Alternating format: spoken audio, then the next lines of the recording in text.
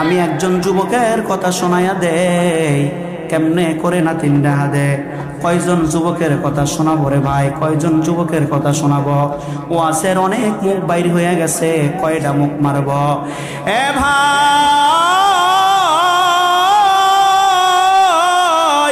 জীবনটা যদি যুবক কেমন গইরা তোল, আল্লাহ কয়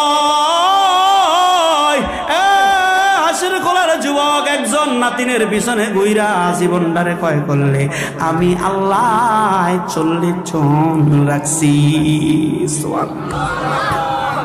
কয়জন? কেরে একটাই নাতিটার পিছনে ঘুইরা জীবনটারে বরবাদ করো।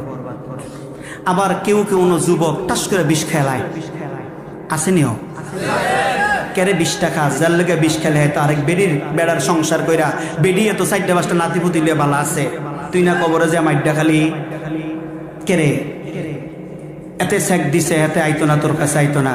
এমনটা জীবন গঠন করে দেখাইয়া দাও। তুমি তো মরবা একবার, এই বেডিয়ে মরবে ভারে ভাই। এই নাতিলে যতবার দেখবো অতবার তোমার বাড়িটার দিকে সেই আরে আমি বেড়া বইতাম, এ বাড়িটা আমার থাকতো। কি কোন কথা ঠিক কিনা? এই ভাই, আমি একজন যুবকের কথা আমি আপনাদেরকে শোনাই দেই। চাবিলহীন ইউনিভার্সিটি 1 লক্ষ ছেলে মেয়ে লেখাপড়া করে। কয় লক্ষ? জোরে কন। 1 লক্ষ ছেলে মেয়ে লেখাপড়া করে। আমার ওয়াজ কিন্তু ভাই শেষ পর্যায়ে চলে গেছে, খুব ভালো করে মনোযোগ দেন। একজন যুবকের কথা শোনায় আমি সাথে সাথে যুবকের ওয়াজ করতে পারবো না। যদি আবার ওই মাহফিলে যদি আসি, কোন মাহফিলে? মাদ্রাসার দাওয়াত যদিও দিয়েছে, যদি আল্লাহ হায়াতে বাঁচায় রাখে, ওই মাহফিলে আসলে বাকি যুবকদের কথা শোনাবো। রাজি আছেননি? চাবিলহীন ইউনিভার্সিটির ভিতরে কোন জায়গায়? লন্ডনে চাবিলহীন ইউনিভার্সিটির ভিতরে 1 লক্ষ ছেলে মেয়ে লেখাপড়া করে। এবার ইউনিভার্সিটির যিনি ভাইস চ্যান্সেলর, মানে যিনি প্রিন্সিপাল, ডক্টর রবিন ম্যান্ডেলা, উনি বলল খালি ছাত্রদেরকে লেখাপড়া করাইলাম, খালি লেখাপড়া করাইলাম, কারা ভালো, কোন শিক্ষায় ভালো হবে একদিন যাচাই করে দেখলাম না। উনি 1 লক্ষ ছেলে মেয়ের কাছে একটা টিম গঠন করে পাঠাইলেন, 40 জনের একটা টিম পাঠাইলেন। যাও তোমরা আমাকে রিপোর্ট দিবা, কয়জন ছেলে মেয়ে ভালো আর কয়জন ছেলে মেয়ে খারাপ। তোমরা টিমটা গঠন করে দিলেন, তোমরা আমাকে রেজাল্ট জানাইবা। 2 মাস পর ওই রিপোর্টারেরা যাইয়া কপালটার ভিতরে থাপ্পড় দিয়া কয় স্যার সর্বনাশ। কয় কি? 1 লক্ষ থেকে 10,000 ভালো, আর বাকি 90,000 সব গুন্ডার বদমাশ আর সিটার বাটপার। 1000 ভালো? জোরে কোন 1000? আর সব কি? এবার কইল কোন 10,000 বালা? ডক্টর রবিন ম্যান্ডেলার কাছে রিপোর্টটা দিল। দেওয়ার পরে সমস্ত দেশ থেকে খুব ভালো করে ভাই মনোযোগ দেন, কেমন করে যুবকটা জীবনটা গঠন করবেন। কথা কইেন না রে বাবা, ওয়াজের তাসিরটা নষ্ট হয়ে যাবে। মুরব্বির একটু ঘুরান, আর কথা কইলে ওই জায়গার ভিতরে যে কথা কইতে কন খেমতো না, কই যাইব। কি এর ফিস দিয়া লাইছে, আর দিত না, ভাগবেন না। যেই কথাটা বলতে নিছিলাম ভাই, 2002 সালে 2 আগস্ট একটি মত বিনিময় সভা ডাকলেন। কয় সালে? 2002 সালে 2 আগস্ট সব দেশের থেকে একজন করে, সব ধর্ম থেকে একজন করে পণ্ডিতকে ডাকলেন। হিন্দু ধর্মে থেকে একজন, খ্রিস্টান ধর্ম থেকে একজন, ইহুদি ধর্ম থেকে একজন, মুসলমান ধর্ম থেকে একজন। ওই জায়গার ভিতরে 2002 সালে 2 আগস্ট সকাল 10 ঘটিকার সময় মত বিনিময় সভা। বাকি 90,000 যুবকদেরকে কেমনে করে ভালো বানানো যায়। এবার মত বিনিময় সবার ভিতরে একজনকে দাঁড় করাইলেন। কয় আপনারা মত দেন, কি করলে এই যুবকগুলো ভালো হবে, কি করলে ভালো হবে? একজন দাঁড়ায় বললেন, এই যুবকদেরকে একজন লোক দাঁড়ায় বললেন, এই যুবকগুলাকে যদি ভালো বানাইতে হয় আপনি বাইবেল পড়ান খ্রিস্টান ধর্মের। উনি পণ্ডিত ডাক দিয়া বলল, তাদেরকে যদি বাইবেল যদি পড়াইতে যদি পারেন তাহলে যুবকদের সবার চরিত্র ঠিক হয়ে যাবে। কি পড়াইতে পারলে? জোরে কোন কি পড়াইতে পারলেন? এবার একজন লোক দাঁড়ায় ডাক দিয়ে কয়, গুরুজি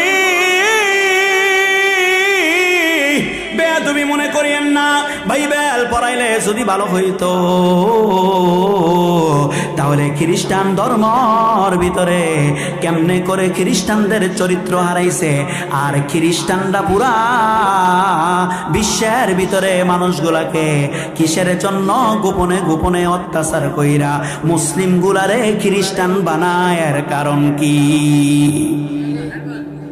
কি কোন আছে না? সবাই বলি মারহাবা। আপনারা একটু চাইপা আমার যুবক গুলারে জায়গা দেন, বুড়ারা দুই একজন যাইয়া কইমা যুবকটির একটু আইতে দেন। আপনারা ওয়াজ যদি রাখতেন না, ক্যামেরা হুন্ডা লাভ নাই, রাখতে পারবেন? আমি যাইতেছি।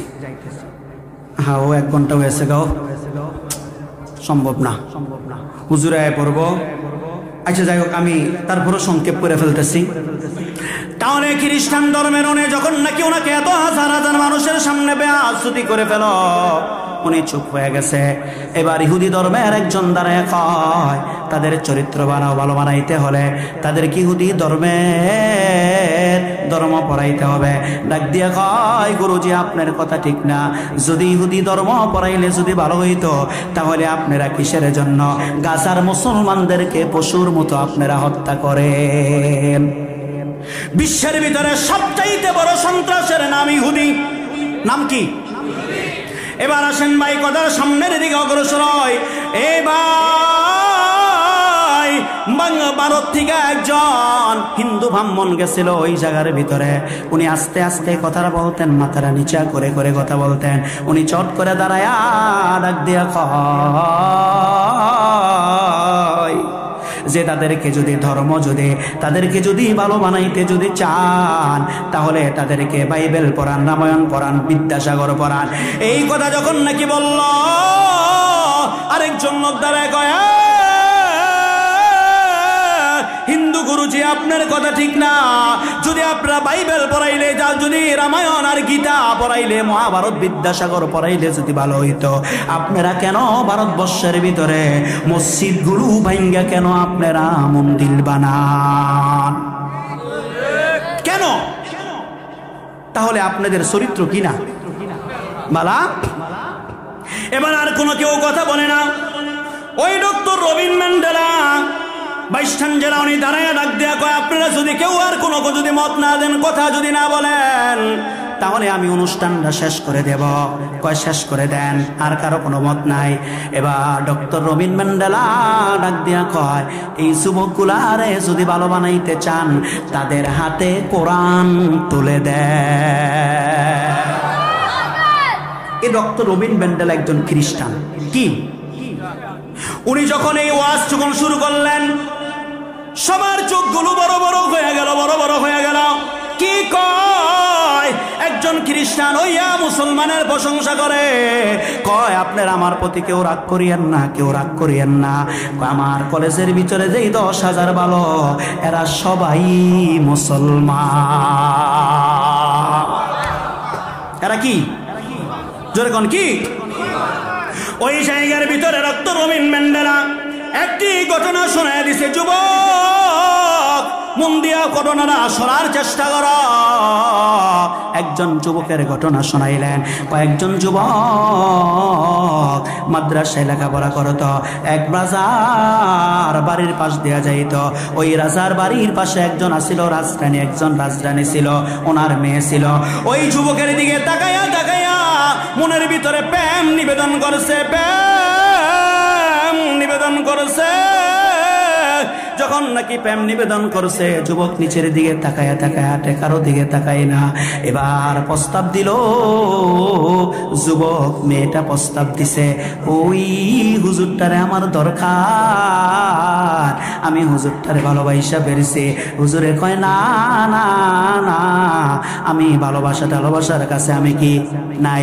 হুজুর তার জীবন গঠন করার জন্য সামনের দিকে অগ্রসর হয়। একদিন দাওয়াত দিয়া বাড়িতে নিছে, রাজাও নাই, রাজার বউ নাই। ডাক দিয়া কয়, এ যুবক, তুমি হয়তো আমাকে বিবাহ করো, আর না হলে এই জায়গার ভিতরে আর কেউই নাই, এই জায়গার ভিতরে তুমি আর আমি, না হলে আমার সতীত্ব নষ্ট করো। যুবক ডাক দিয়া কয়,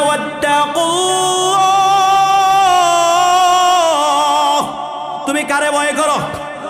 আল্লাহকে ভয় করো। আমি পারবো না, পারবো না। তুমি আল্লাহকে ভয় করো, আমি পারবো না। এবার যুবককে যতই বলে যুবক আর আগায় না, যুবককে যতই বলে যুবক আর আগায় না।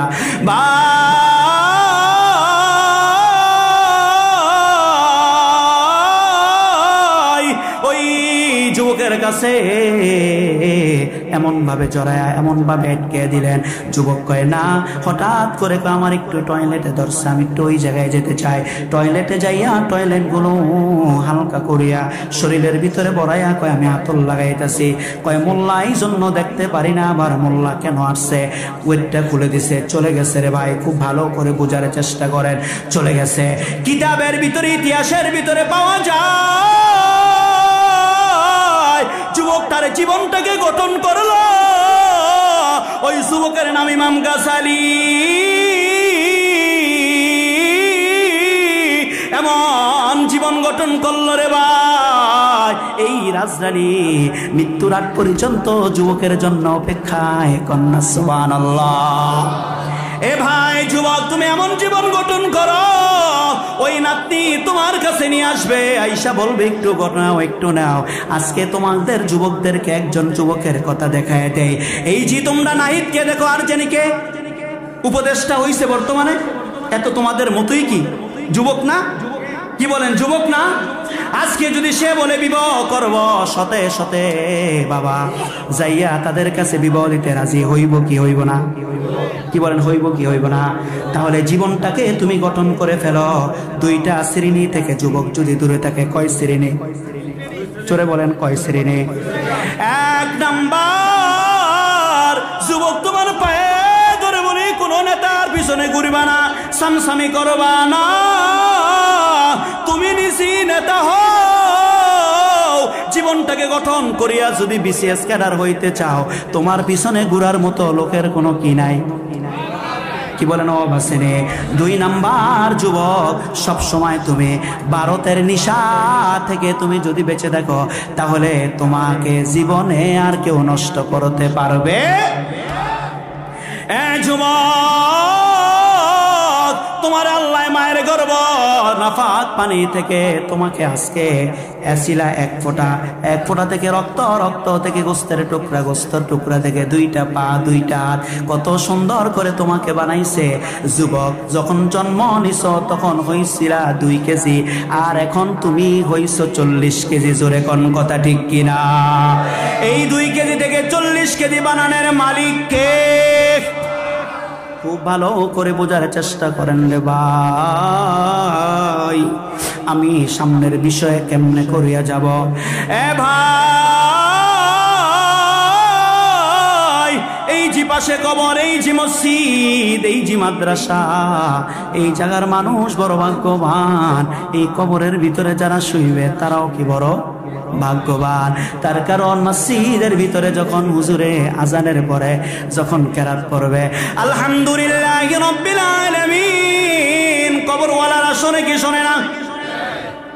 এই কবরের ভিতরে আমার প্রিয় বড় ভাই আব্দুর রব্বুয়া সাহেবের বাবা আছে, মাও আছে, অনেকেরই বাবা মা আছে।